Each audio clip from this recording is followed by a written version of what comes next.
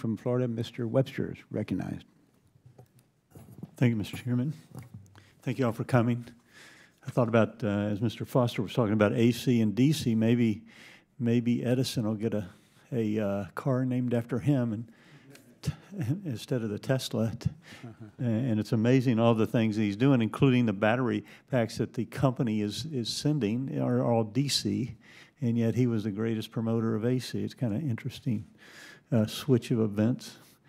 Mr. Baum, in Texas, in the last hurricane, which just passed, was there a lot or minimal or in between those two damage to the high tension wires from the generator to, let's say, the substation?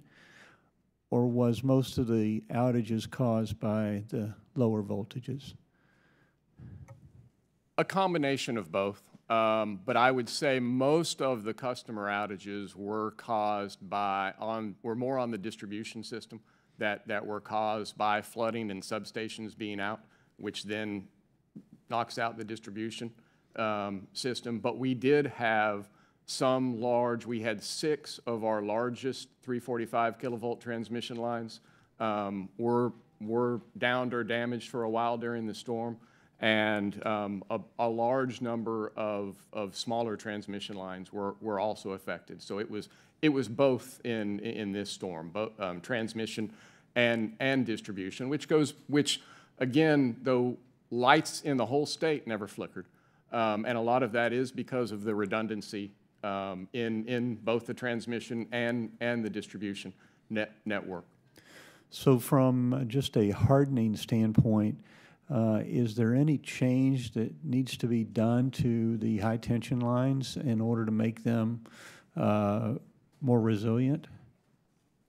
I think you're always looking at ways to develop. I mean, let me ask you, my knowledge is from a long time ago, so are they still aluminum with steel cable running with them, or is there a new type of transmission wiring? Most of the transmission wiring is still as you described. Okay. I think if there are advancements being made, a lot of it is in the structures that hold up the transmission lines and finding ways to design those better to withstand storm. So what was the cause of a structure? Was it external flying debris, or was it water, or what was it that would? With our transmission lines that were affected, it was high winds. That were twisting the structures that hold up the lines, and you didn't really have a lot of lines breaking. It was more high winds twisting the structures that holds them up that brought down power lines. So is there would there be an effort now to come up with a better way to build those structures or to harden them in any way? I think definitely. We have a new chair of our Public Utility Commission.